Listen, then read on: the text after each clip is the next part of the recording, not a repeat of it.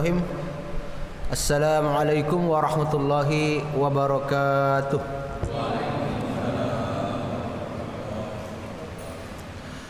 Alhamdulillahi rabbil alamin, wassalatu wassalamu ala asyrafil anbiya'i wal mursalin wa ala alihi wa ashabihi wa man tabi'ahu bi ihsanin ila yaumiddin.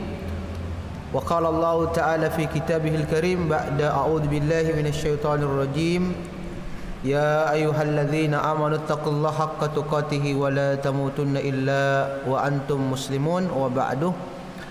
Bapak-bapak dan jamaah sekalian yang dirahmati Allah Subhanahu wa taala, alhamdulillah, marilah kita senantiasa bersyukur memuji Allah Subhanahu wa taala atas limpahan rahmat, hidayah dan pertolongannya kepada kita semua sehingga kita dapat hadir di tempat yang mulia ini, di Masjid Nurul Ilmi ini, cahaya ilmu ini, dalam rangka beribadah kepada Allah Subhanahu wa taala dan dalam rangka tafaqquh fid din.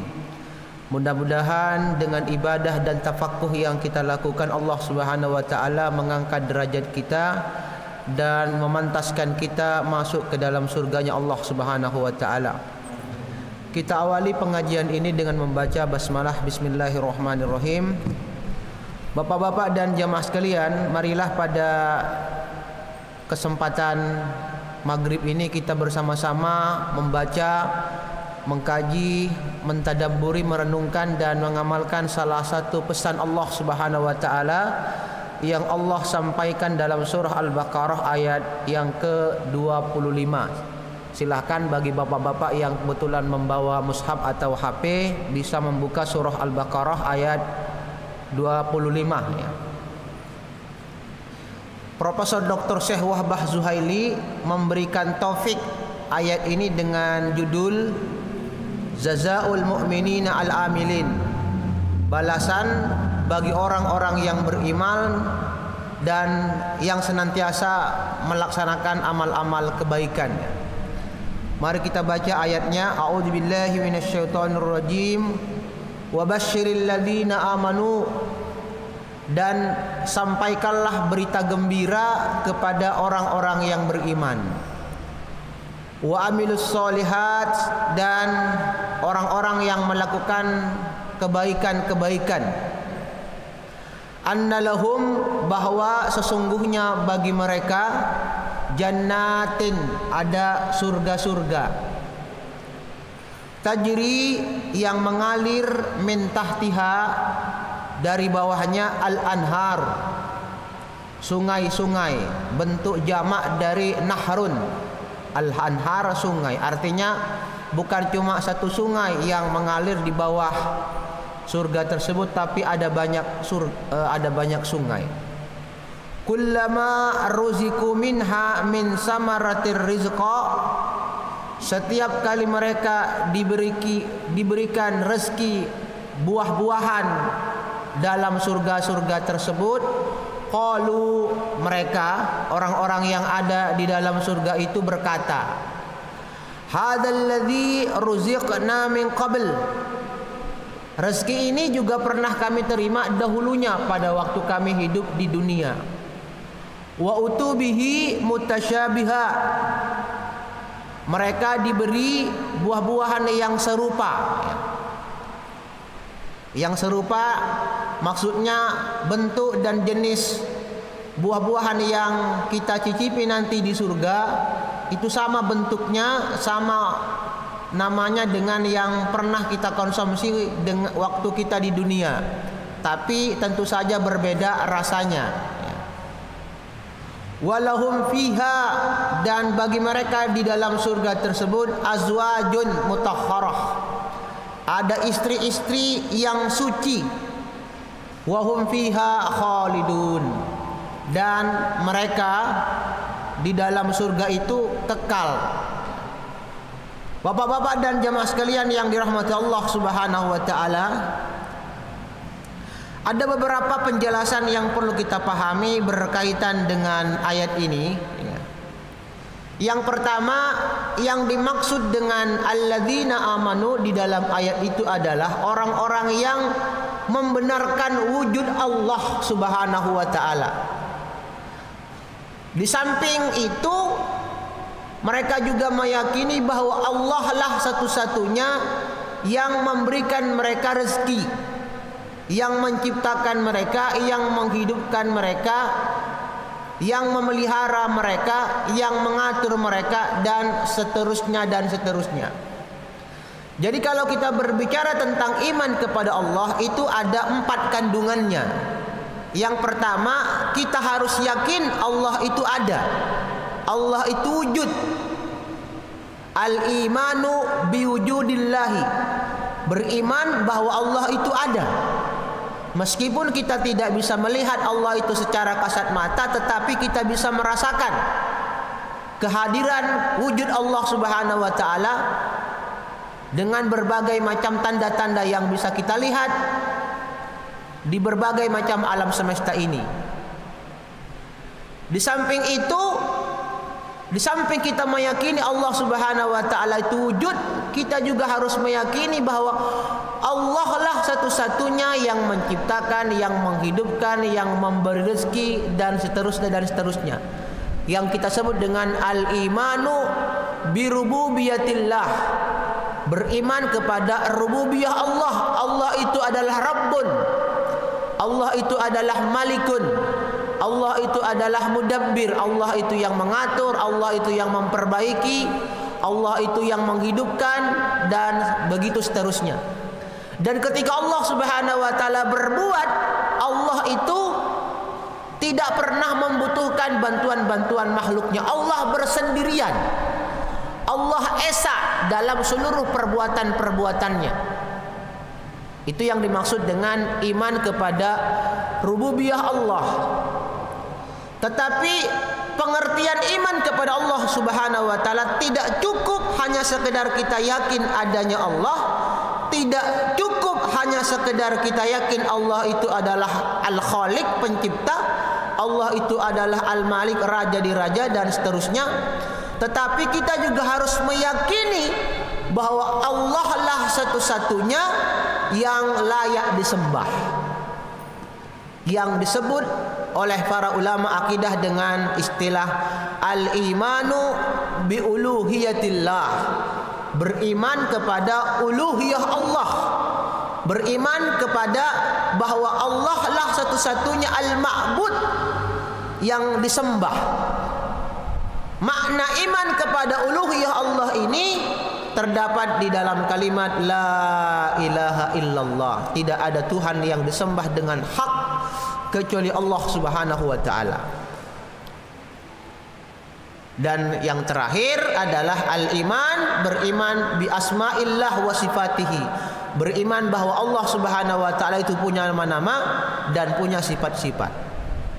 Jadi kalau kita berbicara tentang iman kepada Allah Subhanahu wa taala, itu 4 kandungannya.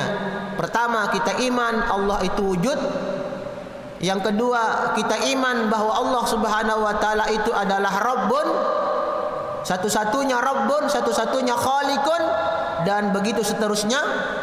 Yang ketiga, kita harus beriman bahwa Allah lah satu-satunya yang layak disembah dengan hak.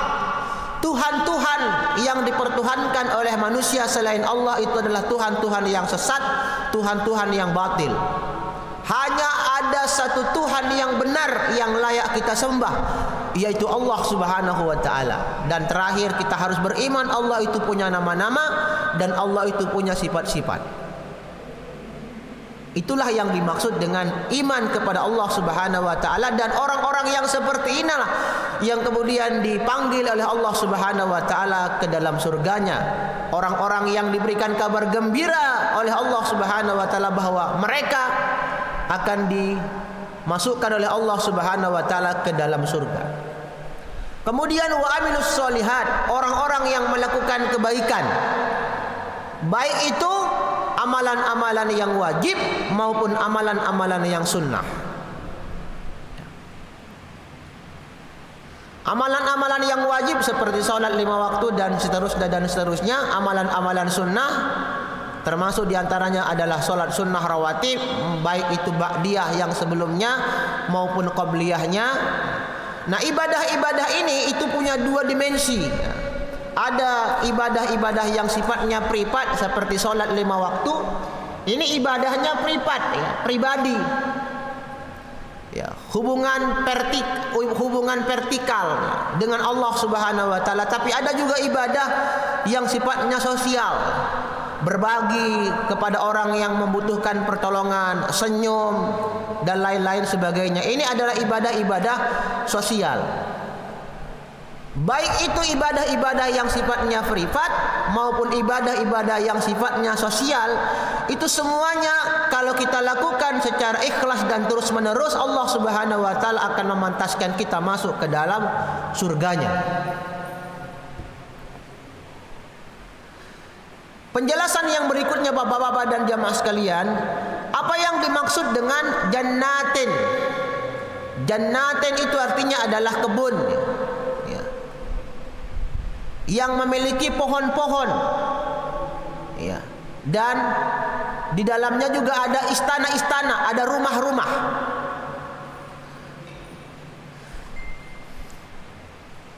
Jannatin ini bentuk jamak, bentuk plural dari kata jannatun.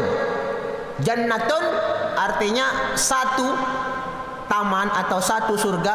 Jannatun artinya surga-surga. Berarti surga itu tidak cuma satu. Surga itu bertingkat-tingkat. Dan kita kemudian memasuki surga sesuai dengan kadar keimanan dan amal kebaikan yang pernah kita lakukan di dunia. Ya kan? Jadi posisi kita nanti di dalam surga itu tidak sama, berbeda-beda sesuai dengan kadar keimanan dan ketakwaan kita kepada Allah Subhanahu wa taala. Nah, itu beberapa kosakata penting yang perlu kita pahami berkaitan dengan ayat ini, ya.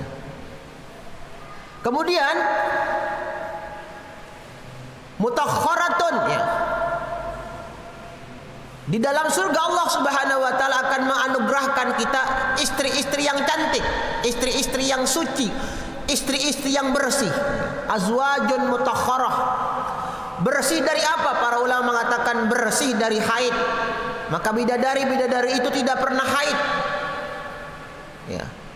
Bersih dari perbuatan meludah, mengeluarkan ingus. Jadi bidadari tidak pernah mengeluarkan ingus, tidak pernah BAB, tidak pernah kentut, dan perbuatan-perbuatan yang kita anggap jorok di dunia. Nah, itu yang dimaksud dengan mutakhkharatun. Jadi suci mereka itu, perawan tinting, ya. Setiap kali kita berhubungan dengan mereka, maka setiap kali itu pula mereka dalam keadaan perawan. Mudah-mudahan Allah Subhanahu wa taala memberikan kesempatan kepada kita untuk jadi bapak-bapak yang hari ini istrinya cuma satu, tidak usah khawatir. Nanti di dalam surga istrinya banyak, ya. Karena di dalam ayat ini Allah Subhanahu wa taala menyebutkan kata azwajun itu bentuk jamak. Istri-istri berarti istrinya enggak cuma satu, tapi lebih daripada satu. Jadi saya tidak perlu bersedih kalau hari ini cuma istrinya cuma satu, nanti di dunia di akhirat ya dapat istri lebih daripada satu. Bapak-bapak dan jemaah sekalian yang dirahmati Allah Subhanahu wa taala, kalau kita lihat salah satu kebiasaan Al-Qur'an, Allah Subhanahu wa taala di dalam Al-Qur'an itu selalu membandingkan sesuatu yang kontradiktif, sesuatu yang bertentangan. Kalau di dalam ayat yang ke-25 ini Allah Subhanahu wa taala menjelaskan tentang balasan bagi orang-orang yang beriman dan melakukan amal-amal kebaikan. Namun kalau kita lihat dalam ayat sebelumnya, yaitu ayat yang ke-24, maka di dalam ayat 24 ini Allah Subhanahu wa taala menjelaskan tentang balasan bagi orang-orang yang ingkar, yang tidak percaya dengan kebenaran Al-Qur'an. Fa illam taf'alu wa lan taf'alu fattaqun nar allati waquduha an-nas wal hijarah uiddat lil kafirin. Jadi setelah Allah Subhanahu wa taala menjelaskan balasan bagi orang-orang yang kafir bahwa mereka akan dimasukkan oleh Allah Subhanahu wa taala di dalam neraka, dan bahan bakar neraka itu adalah manusia-manusia yang menyembah Tuhan-Tuhan selain Allah, ya. Waquduhan nas wal hijarah, bahan bakarnya terdiri dari manusia dan terbuat dari batu-batu. Yang dimaksud dengan batu-batu di dalam ayat itu adalah patung-patung yang disembah oleh manusia. Jadi patung-patung yang dipertuhankan oleh manusia pada waktu di dunia itu nanti akan menjadi bahan bakar di dalam neraka. Kemudian setelah Allah Subhanahu wa taala menjelaskan tentang balasan orang-orang kafir tersebut, maka dalam ayat yang ke-25 ini Allah Subhanahu wa taala kemudian menjelaskan tentang balasan orang-orang yang beriman. Jadi kenapa Allah Subhanahu wa taala menjelaskan tentang balasan orang-orang yang kafir dan kemudian setelah itu menjelaskan balasan bagi orang-orang yang beriman, agar terdapat perbedaan yang nyata. Dua kelompok yang tidak mungkin saling bertemu dari segi keyakinan, yaitu orang kafir dan orang-orang yang beriman. Karena itu bapak-bapak dan jemaah sekalian, tidak boleh ada toleransi dalam masalah akidah, dalam masalah ideologi, dalam masalah ketuhanan, dalam masalah teologi. Itu tidak boleh ada toleransi. Lakum dinukum waliyadin. Kenapa tidak ada toleransi? Karena balasan bagi orang-orang yang beriman itu berbeda dengan balasan-balasan yang akan dirasakan oleh orang-orang kafir di akhirat kelak. Allah Subhanahu wa taala akan memasukkan orang-orang kafir ke dalam neraka. Dan kemudian Allah Subhanahu wa taala memasukkan orang-orang yang beriman ke dalam surganya. Dan karena keduanya berbeda-beda dari segi balasan dan ganjaran, maka pada waktu di dunia dalam hal-hal yang sifatnya teologi, ketuhanan, dalam hal-hal yang sifatnya keimanan, keyakinan, akidah, tidak perlu berbasa-basi. Tidak boleh kita berbasa-basi dalam masalah akidah. Katakan yang benar dengan sejelas-jelasnya. Tidak boleh ada basa-basi. Karena kalau kita kemudian berbasa-basi, apalagi yang menyampaikan basa-basi itu adalah tokoh atau seseorang yang diustadkan di tengah-tengah masyarakat, itu akan menimbulkan kerancuan bagi generasi-generasi berikutnya. Jadi bagi kita sekali lagi dalam masalah akidah, ya, tidak boleh ada toleransi, tidak boleh ada basa-basi. Lakum dinukum waliyadin. Nah, itu kira-kira hubungan ayat ini dengan ayat yang sebelumnya. Agar Allah Subhanahu wa taala, agar kita semuanya bisa membedakan dengan sejelas-jelasnya perbedaan yang hakiki antara orang kafir dengan orang yang beriman.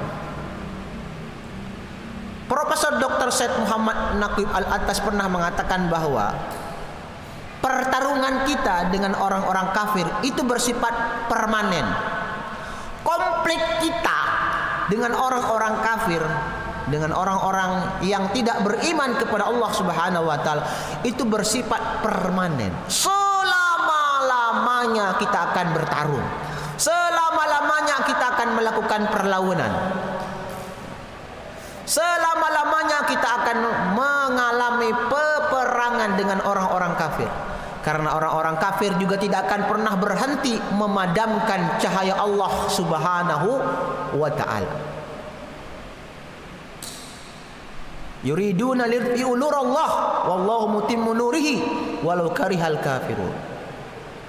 Mereka itu punya keinginan untuk memadamkan cahaya Allah Subhanahu wa taala.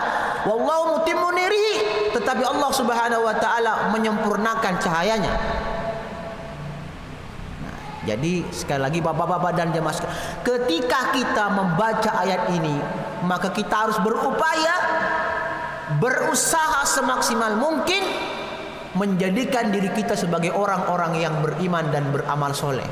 Dan pada waktu yang sama berdoa kepada Allah Subhanahu wa taala, berikhtiar semaksimal mungkin jangan sampai kita menjadi pribadi-pribadi yang kafir, pribadi-pribadi yang ingkar di dunia ini.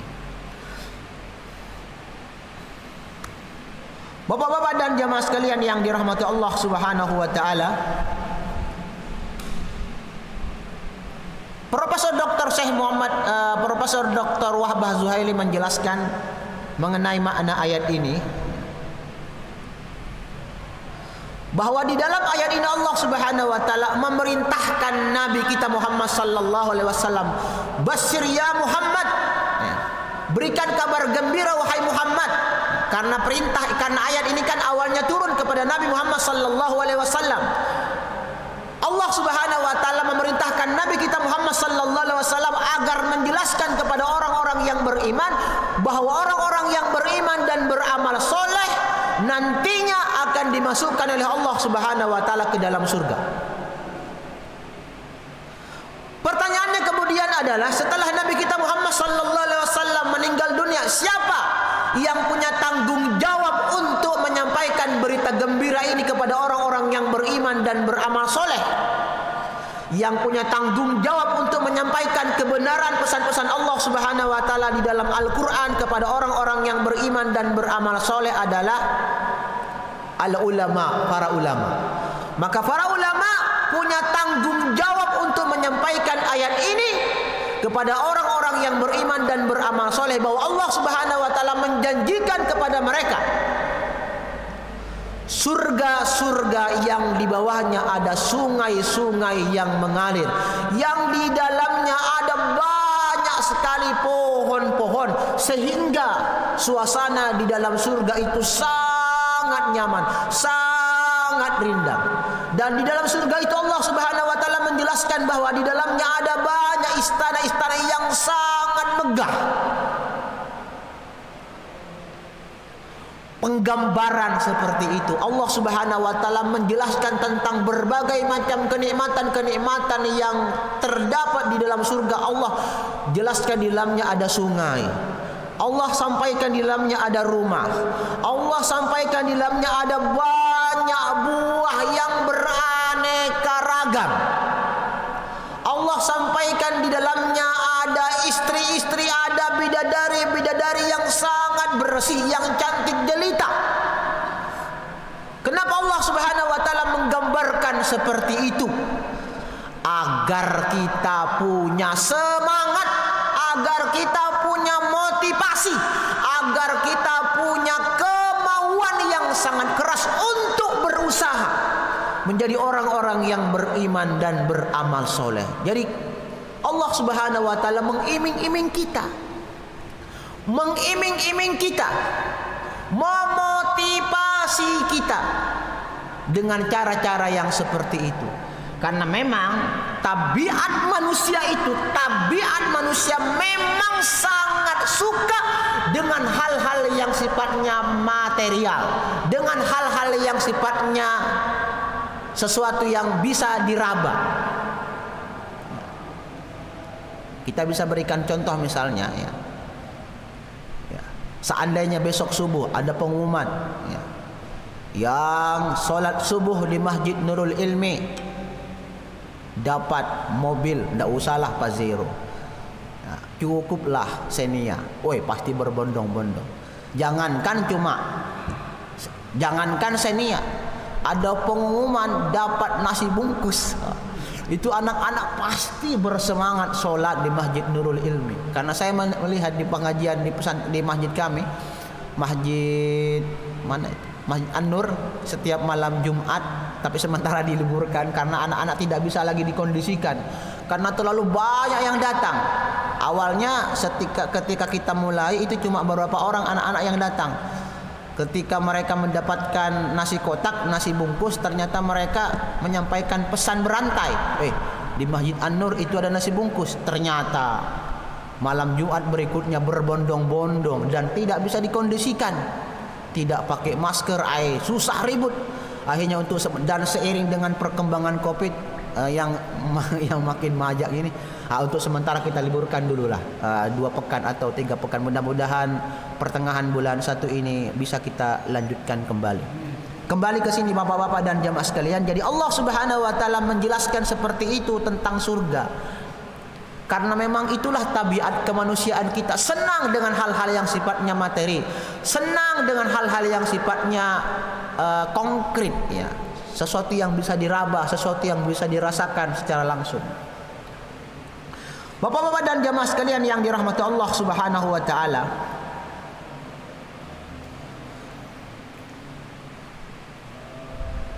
Di dalam ayat ini Allah Subhanahu wa taala menjelaskan kepada kita bahwa di dalam surga itu Allah Subhanahu wa taala menjanjikan di dalamnya berbagai macam buah-buahan. Dan ketika orang-orang yang beriman itu mencicipi buah-buahan di dalam surga, mereka mengatakan, qalu hadzal ladzi ruziqna min qabl. Ini apel juga pernah kita makan pada waktu di dunia. Ini mangga pernah kita juga cicipi pada waktu kita hidup di dunia. Ini jeruk pernah kita beli dulu di tepian. Banyak orang yang jual buah-buahan di tepian. Tetapi Allah Subhanahu wa taala menjelaskan bahwa buah-buahan yang kita rasakan di dalam surga itu berbeda-beda. Tentu rasanya, bentuknya, besarannya jauh lebih besar, jauh lebih nikmat pada waktu kita mencicipi di dalam surga. Berbeda pada waktu kita hidup di dunia ini. Nah, di sini juga berarti menyebutkan tentang buah-buahan itu menunjukkan bahwa buah-buahan itu sangat penting bagi tubuh kita. Tidak mungkin Allah Subhanahu wa taala menyebutkan tentang min samaratin rizqa. Ya. Allah Subhanahu wa taala tidak mungkin menyebutkan kata buah-buahan kecuali di dalamnya ada banyak manfaat bagi kehidupan tubuh manusia. Nah, terutama suasana pandemi ini banyak sekali ahli nutrisi menyampaikan kepada kita jangan lupa makan buah-buahan, dan buah-buahan yang paling direkomendasikan untuk kita konsumsi dalam suasana untuk memperkuat imunitas tubuh kita adalah buah jeruk yang banyak mengandung vitamin C. Yang paling murah itu pisang kepok, pisang sanggar, tapi jangan digoreng. Kalau digoreng nanti bisa membahayakan karena bisa meningkatkan kolesterol dalam tubuh kita. Tetapi direbus ya, itu murah meriah. Kalau jeruk kan agak mahal, tapi kalau pisang kepok satu sisir itu paling mahal kalau di Berau cuma 15.000, ada yang sampai cuma 10.000. Nah, kalau kita rutin konsumsi setiap hari, itu mudah-mudahan Allah Subhanahu wa taala menguatkan imunitas dalam tubuh kita, dan ketika misalnya virus masuk ke dalam tubuh kita, maka imunitas yang ada di dalam tubuh kita bisa melawan dan bisa mematikan virus tersebut. Jadi bapak-bapak dan jemaah sekalian, salah satu faedah kenapa Allah Subhanahu wa taala menyebutkan kata buah-buahan di dalam ayat ini, karena ada banyak sekali manfaat-manfaat yang kita rasakan dari buah-buahan tersebut. Bapak-bapak dan jemaah sekalian yang dirahmati Allah Subhanahu wa taala, di dalam kitab Tafsir Al-Munir, Wahbah Zuhaili menyampaikan beberapa fikih kehidupan yang dapat kita petik di dalam ayat ini. Yang pertama, di dalam ayat ini Allah Subhanahu wa taala menjelaskan bahwa yang memantaskan kita masuk ke dalam surga itu adalah dua. Yang pertama, iman dan amal. Sekedar kita beriman kepada Allah Subhanahu wa taala, tapi iman itu tidak pernah kita buktikan dalam bentuk amal-amal kebaikan, maka itu tidak mungkin bisa menghantarkan kita ke dalam surga. Karena itu Profesor Dr. Syekh Wahbah Zuhaili mengatakan, wal imanu bimujarradihi la yakfi. Sekedar kita iman kepada Allah Subhanahu wa taala, tetapi iman itu tidak pernah kita realisasikan, tidak pernah kita wujudkan dalam bentuk amal-amal kebaikan, la yakfi, tidak cukup. Karena itu kalau kita lihat di dalam Al-Quran, ketika Allah Subhanahu wa taala menyebutkan kata iman, selalu Allah Subhanahu wa taala gandengkan dengan kata amal. Wal asri innal insana lafi husrin illa alladzina amanu wa amilus solihat. Begitu juga ketika Allah Subhanahu wa taala menyebutkan tentang karakter orang-orang yang beriman dalam surah Al-Baqarah ayat yang pertama sampai ayat yang kelima, Allah Subhanahu wa taala menyebutkan kata alladzina yu'minuna bil ghaibi wa yuqimunas shalah. Orang-orang yang beriman kepada yang gaib Dan di antara pengertian iman kepada yang gaib adalah kita percaya dengan adanya Allah Subhanahu wa taala, tetapi pada waktu yang sama wa yuqimunas shalah, menegakkan salat, wa mimma razaqnahum yunfikun, dan memberikan infak dari rezeki yang mereka dapatkan pada waktu hidup di dunia. Jadi Allah Subhanahu wa taala menyebutkan kata iman dan amal secara bergandengan di dalam Al-Qur'an. Ini menunjukkan bahwa sekedar kita beriman tetapi tidak pernah dibuktikan dengan amal, tidak mungkin kita masuk ke dalam surganya Allah Subhanahu wa taala. Namun kita juga nggak mungkin bisa beramal dengan baik dan benar, ya kan? Kalau kita tidak berilmu. Makanya di antara doa yang kita panjatkan kepada Allah Subhanahu wa taala, dan doa ini layak kita baca setiap kali kita sholat subuh sebelum kita salam, adalah doa yang pernah diajarkan oleh Nabi kita Muhammad sallallahu alaihi wasallam. Allahumma inni as'aluka, ya Allah, aku meminta kepadamu ilman nafi'a, ilmu yang bermanfaat, wa rizqan thayyiba, rezeki yang baik, wa amalan mutaqabbala, dan amalan yang diterima. Kenapa Allah Subhanahu wa taala, kenapa Nabi Muhammad sallallahu alaihi wasallam menyebutkan kata ilman nafi'ah terlebih dahulu? Karena amal itu enggak mungkin diterima kalau kita tidak punya ilmu yang bermanfaat, ilmu yang baik dan yang benar. Maka beruntunglah kita yang tinggal di masjid ini atau di lingkungan masjid ini, ya. Selalu saya lihat, ya, karena di sini kan ada Facebooknya ini, Masjid Nurul Ilmi. Selalu ada kegiatan-kegiatan keilmuan, ada belajar tahsin, ada belajar fikih, ada belajar akidah, ada pelajaran-pelajaran yang lain yang disampaikan oleh para ustadz dari berbagai macam kalangan. Dan ini merupakan kesempatan nikmat yang luar biasa. Kadang-kadang kita berpikir bahwa yang namanya nikmat itu kalau kita mendapatkan rezeki, naik gaji kita dinaikkan, ya. Padahal di antara nikmat Allah Subhanahu wa taala yang paling besar itu adalah nikmat dalam bentuk majelis ilmu. Nikmat dalam bentuk majlis pengajian. Ini merupakan nikmat Allah Subhanahu wa taala, dan ketika kita kemudian hadir di tempat ini merupakan hidayah, inayah dari Allah Subhanahu wa taala. Dan karena itu kita patut bersyukur kepada Allah Subhanahu wa taala kalau kita punya kesadaran, punya kemauan untuk menghidupkan majlis ilmu. Dan kalau kita berbicara tentang sunnah Nabi Muhammad sallallahu alaihi wasallam, di antara sunnah Nabi Muhammad sallallahu alaihi wasallam yang paling agung adalah majlis ilmu, pengajian, majlis taklim dan lain-lain sebagainya.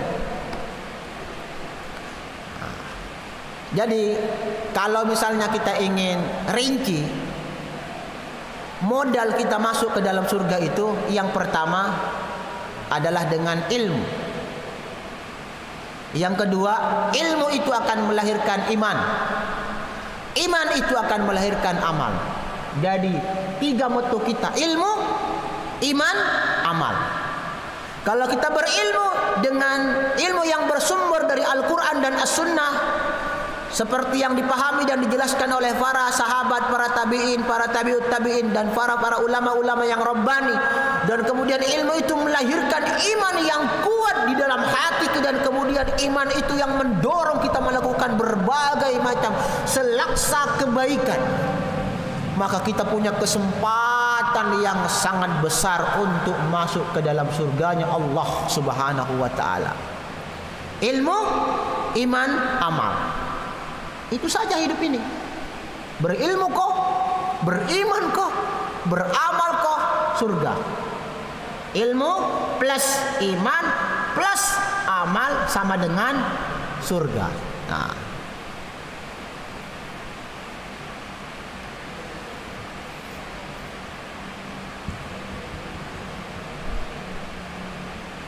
ada pertanyaan, Pak? Ya, silakan. Saya takutnya apa namanya? Ini ayat ini kalau ibu-ibu pasti banyak bertanya. Iya, iya. Karena di situ ada bapak-bapaknya, Iya. istri semua. Iya. Bagaimana Ustaz ini? Karena saya ke istri protes. Jadi begini nanti ya. Jadi laki-laki itu nanti akan didampingi oleh istri-istri. Dan salah satu istri yang mendampingi kita nanti itu adalah istri kita yang pada waktu yang ada di dunia. Dan ketika istri kita mendampingi kita di surga nanti, itu merupakan kenikmatan yang sangat besar bagi istri itu juga. Yang namanya perempuan itu dia mendapatkan kebahagiaan ketika dia memberikan pelayanan kepada suaminya yang dia cintai. Iya kan? Apa ada perempuan mau dilayani oleh suami-suami yang lain? Kan tidak mungkin. Perempuan yang soleh, perempuan yang benar-benar beriman kepada Allah Subhanahu wa Ta'ala akan merasakan kegembiraan, akan merasakan kenikmatan yang luar biasa ketika dia memberikan pelayanan yang terbaik pada waktu di dunia dan lebih-lebih lagi di akhirat. Namun jangan khawatir bapak-bapak dan jamaah sekalian, istri kita yang pada waktu di dunia yang barangkali mohon maaf tidak cantik, tidak putih, tidak seksi ya, maka nanti di surga kelak mereka jauh lebih bersih, jauh lebih indah, jauh lebih cantik, jauh lebih harum dibandingkan dengan bidadari-bidadari tersebut. Itu berarti kita punya tanggung jawab mendidik istri kita. Saya nggak berani menyebut istri-istri kita karena istri kita rata-rata cuma satu. Kita punya tanggung jawab untuk mendidik istri kita. Semoga dengan pendidikan agama, pendidikan Al-Quran, pendidikan Sunnah Nabi Muhammad SAW yang kita berikan kepada mereka, kita kemudian bisa satu keluarga reuni bersama-sama di dalam surga. Dan kita berkumpul dengan keluarga besar kita, itu merupakan kenikmatan yang luar biasa. Maka nanti di dalam ayat yang lain Allah Subhanahu wa Ta'ala menjelaskan tentang bagaimana caranya agar satu keluarga itu bisa berbondong-bondong masuk ke dalam surga bersamaan. Cara yang paling sederhana adalah pastikan antara aku dan istriku dan anak-anak aku, semua keturunanku memiliki kesamaan akidah yang sama kepada Allah Subhanahu wa Ta'ala. Yang kedua, sebagai bentuk anugerah Allah Subhanahu wa Ta'ala kepada orang-orang yang beriman, kepada orang tua yang soleh, kalau dia punya anak dan kebetulan anak ini derajat surganya lebih rendah dibandingkan dengan bapaknya, orang tua ini diberikan syafaat oleh Allah Subhanahu wa Ta'ala untuk memanggil sang anak, hai anakku, mari berada di surga yang sama. Kira-kira kalau anak itu di hotel bintang 1 dan kita tinggal di hotel bintang 5, kita bisa ajak anak kita untuk pindah ke hotel bintang 5. Berarti kita juga punya kesempatan untuk mengajak istri kita untuk menginap atau pindah ke hotel bintang 5. Disinilah pentingnya bagaimana kita sebagai kepala keluarga berusaha semaksimal mungkin menjadi suami yang soleh, bapak yang soleh, orang tua yang soleh bagi istri dan anak-anak kita. Dan jangan khawatir, istri-istri nanti di surga tidak mungkin cemburu. Tidak mungkin mereka berpikir, laki-laki dapat bidadari, masa kita nggak dapat bidadari? Sekali lagi, suami istri memberikan pelayanan kepada suaminya itu merupakan penghargaan, penghormatan, akan melahirkan kegembiraan yang luar biasa. Nah, kira-kira seperti itu Pak Ustaz. Nah, kita lanjutkan ya. Kalau tidak ada pertanyaan, karena ini sudah jam ternyata saya kalau di sana itu iya. Ternyata di sana baru lewat 13 menit, padahal di sini sudah lewat 22. Saya kadang-kadang kalau lewat sana, masih lama. Ternyata ini sudah lewat 22 menit. Nah, kita lanjutkan. Yang kedua, fikih kehidupan yang kedua yang dapat kita petik di dalam ayat ini, cara Allah Subhanahu wa Ta'ala memotivasi agar manusia bisa beramal. Seperti yang saya sampaikan tadi, kenapa Allah Subhanahu wa Ta'ala di dalam ayat ini menggambarkan berbagai macam varian kenikmatan di dalam surga. Ada istri, ada bidadari, ada kebun, ada istana, ada sungai, ada buah-buahan. Kenapa? Karena yang namanya manusia itu karakter kejiwaannya senantiasa senang dengan hal-hal yang sifatnya materi, senang dengan hal-hal yang sifatnya kebendaan. Dan manusia ketika masuk ke dalam surga tidak mungkin berubah wujudnya menjadi malaikat. Manusia tetaplah manusia begitu di dalam surga. Karena kita ini tetap manusia meskipun kita telah berada di dalam surga, karakter dan tabiat kejiwaan kita itu tidak pernah berubah. Sekali lagi, ketika kita berada di dalam surga, bapak-bapak dan jemaah sekalian, kita tidak pernah berubah menjadi malaikat. Kita tetaplah manusia dengan berbagai macam tabiatnya. Dan salah satu tabiat karakter kejiwaan manusia adalah senang dengan hal-hal yang sifatnya materi, senang dengan hal-hal yang sifatnya duit, senang dengan hal-hal yang sifatnya perempuan, senang dengan hal yang sifatnya punya rumah yang megah, senang dengan emas, senang dengan benda-benda. Dan itu semuanya disediakan Allah Subhanahu wa taala kepada kita di dalam surganya kelak. Nah, itu cara Allah Subhanahu wa taala memotivasi. Maka di dalam ayat ini juga terdapat metode pengajaran. Tidak apa-apa kita memberikan motivasi kepada anak kita, nak, kalau kamu khatam Al-Quran dalam bulan ini, insya Allah nanti saya traktir kamu makan coto Makassar. Misalnya, nah, kalau kamu hafal Al-Quran 21 juz, nanti saya akan belikan kamu mainan misalnya. Nah, kalau kamu hafal Al-Quran 30 juz, mudah-mudahan kita bisa umrah bareng. Itu motivasi yang sifatnya kebendaan, tidak apa-apa selama itu tidak berlebih-lebihan, ya kan?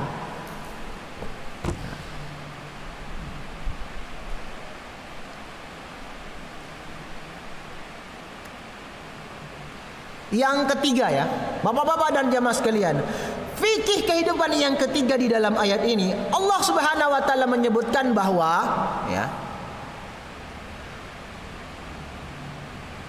orang-orang yang dilayakkan oleh Allah Subhanahu wa taala ke dalam surga adalah orang-orang yang beriman dan beramal soleh.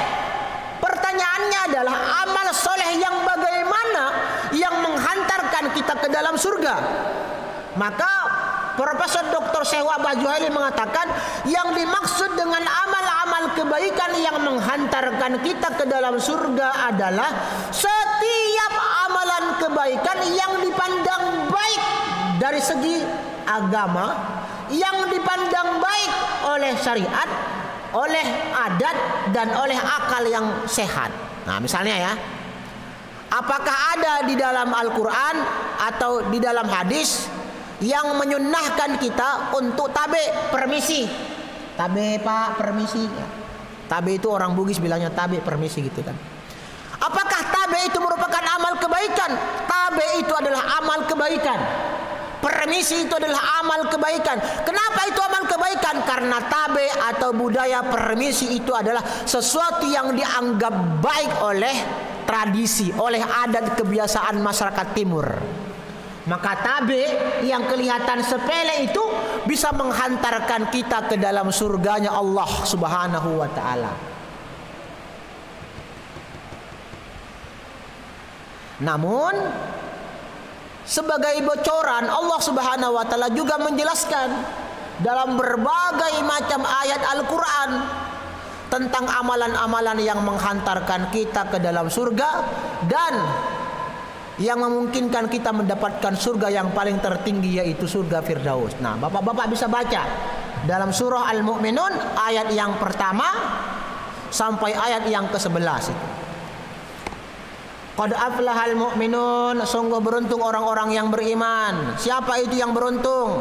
Yang pertama, orang yang khusyuk dalam solatnya, alladzina hum fi sholatihim khashi'un. Nah, itu solat disebutkan pertama kali karena solat ini amalan yang paling luar biasa. Wasjud waqtarib. Walladzina hum 'anil lagwi mu'ridun.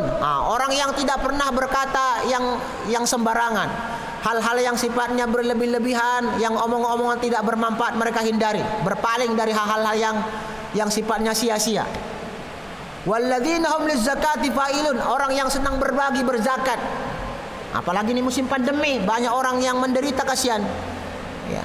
Nah, mungkin kita bisa tanya tetangga kita apakah dia belum bayar pulsa listriknya. Kita dengar-dengar mulai dari kemarin malam titit titit, kok tidak pernah berhenti itu titit. Nah kita kemudian harus sensitif lah. Barangkali maksudnya, tolonglah nggak ada uangku ini, kasihlah pulsa.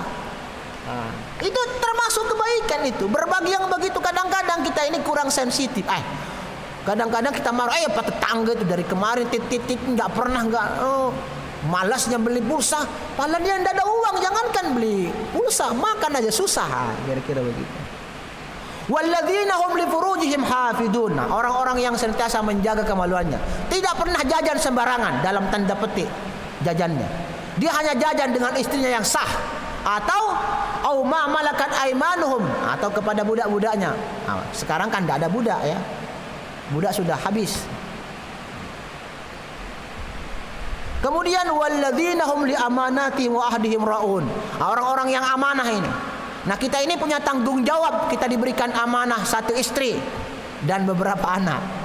Kita harus bertanggung jawab dengan amanah yang Allah Subhanahu wa taala titipkan kepada kita. Maka berusahalah kita menjadi bapak yang baik, menjadi suami yang baik. Dan kalau kita menjadi bapak yang baik, bapak yang bertanggung jawab, kita pastikan anak-anak kita semuanya makan yang halal dan sehat. Kita pastikan istri kita juga menggunakan pakaian yang halal dan tidak berasal dari barang-barang yang haram. Kita amanah menjadi suami, kita amanah menjadi seorang bapak, maka itu semuanya akan menghantarkan kita ke dalam surga. Setiap kali kita berangkat ke kantor, itu semuanya adalah jalan-jalan yang menghantarkan kita ke dalam surga. Setiap kali kita berangkat ke tambang, melaut, ke pasar, melakukan tanggung jawab kita sebagai suami dan bapak, itu semuanya jalan-jalan yang melapangkan langkah kita ke dalam surganya. Amin ya rabbal alamin. Walladzina hum ala salatihim yuhafidun. Nah ini kalau kita lihat di dalam ayat ini bapak-bapak dan jamaah sekalian, kata salat itu disebutkan dua kali. Yang pertama pada ayat yang kedua, dan yang kedua pada ayat yang ke-9. Ayat yang kedua dan ayat yang ke-9 semuanya berbicara tentang solat. Ini menunjukkan bahwa solat ini merupakan ibadah yang mesti kita perhatikan. Karena kata Ustaz Das'ad, penjudi itu kalau puasa juga ikut puasa. Penjudi itu kalau suruh zakat kadang-kadang ikut zakat, bayar juga zakat. Untuk membuang uang sialnya dia bilang. Tapi banyak yang tidak mau untuk melaksanakan solat. Pebotor, penjudi, pemabuk itu kadang puasa, tapi kalau sholat susah. Saya pernah teringat cerita almarhum. Jadi satu ketika di tetangganya itu ada orang yang mati, ditabrak, preman. Kerjaannya dulu tukang begini. Kebetulan teman-teman seprofesinya ini datang melayat. Bertemulah dengan bupati. Bilang bupati begini almarhum, masa kau tidak sadar-sadar temanmu ini sudah mati duluan dalam keadaan begitu? Dalam keadaan mabuk ditabrak, masa kau tidak tobat-tobat? Orang itu ngomong begini, sudahlah Pak Haji, kalau memang begini aku tidak takut aku masuk neraka kalau sudah begini. Artinya orang itu susah betul dia untuk beribadah kepada Allah Subhanahu wa taala, padahal dia melihat kematian yang menimpa temannya, meninggal dalam keadaan mabuk ditabrak. Tetapi itu juga tidak membuat orang itu sadar. Masih susah diajak untuk sholat 5 waktu. Ini menunjukkan bahwa perkara solat adalah perkara yang paling banyak diabaikan oleh manusia. Maka bapak-bapak dan jamaah sekalian, bersyukurlah kita kalau hari ini kita masih bisa melaksanakan solat. Itu merupakan kenikmatan yang luar biasa. Saya perhatikan dulu di masjid Al-Ijtihad itu kalau bulan puasa, ada orang yang jual es degan ya, jual es degan. Orang adzan maghrib dia masih asik begini. Sampai menjelang tarawih saya perhatikan waktu saya tinggal di Karanganyar, masih juga dengan pekerjaannya motong-motong kelapa.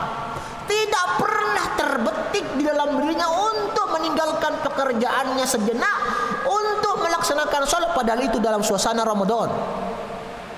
Maka betul-betul itu merupakan fakta bahwa hidayah melaksanakan sholat itu merupakan barang yang sangat mahal. Nah kadang-kadang kita ini kan tidak merasa bahwa kita melaksanakan sholat ini merupakan nikmat dari Allah Subhanahu wa ta'ala. Kalau ada orang yang dilaknat oleh Allah Subhanahu wa ta'ala, maka orang itu tidak akan pernah diberikan kemauan oleh Allah Subhanahu wa ta'ala untuk sholat.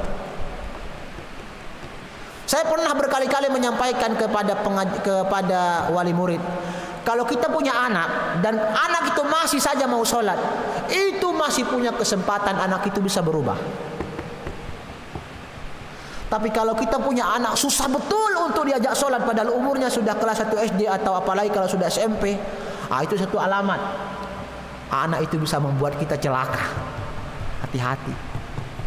Makanya bapak-bapak, kalau anak kita lincah betul kemana-mana tapi untuk sholat masih mau atau masih bermain di area masjid, tidak apa-apa lah, ribut-ribut sedikit-sedikit ya kan. Daripada mereka bermain-main di tempat-tempat yang nggak jelas kemudian bertemu dengan orang-orang yang tidak jelas, nah luar biasa. Sudah habis waktunya. Mohon maaf yang sedalam-dalamnya bapak-bapak dan jamaah sekalian. Mari kita berdoa kepada Allah Subhanahu wa taala dengan doa yang diajarkan oleh Nabi Muhammad sallallahu alaihi wasallam. Allahumma inna nas'aluka bi anna lakal hamdu la ilaha illa anta antal mannan badi'us samawati wal ardi dzal jalali wal ikram ya hayyu ya qayyum ya arhamar rahimin la ilaha illa anta subhanaka inna kunna minadh zalimin. Allahumma shalli ala Muhammadin wa ala ali Muhammad. Allahumma ighfir lil muslimina wal muslimat wal mu'minina wal mu'minat al ahya'i minhu wal amwat. Allahumma rabban nas mudhibal ba'si fashfi fa innaka syafi la shifa illa shifauka shifaan ajilan la yughadiru sakaman bi rahmatika ya arhamar rahimin. Allahumma a'inna ala dzikrika wa syukrika wa husni ibadatik. Allahumma inna nas'aluka ilman nafi'a wa rizqan thayyiba wa amalan mutaqabbala. Allahumma inna nas'aluka ilman nafi'a wa rizqan thayyiba wa amalan mutaqabbala. Allahumma inna nas'aluka al-afwa wal afiyah fid dunya wal akhirah. Rabbana atina fid dunya hasanah wa fil akhirati hasanah wa qina adzabannar wa qina adzabannar. Subhana rabbika rabbil izzati amma yasifun wa salamun alal mursalin walhamdulillahi rabbil alamin. Mohon maaf yang sedalam-dalamnya bapak-bapak dan jemaah sekalian. Kita tutup dengan doa kafaratul majlis. Subhanakallahumma wa bihamdik asyhadu an la ilaha illa anta astaghfiruka wa atubu ilaik. Assalamualaikum warahmatullahi wabarakatuh.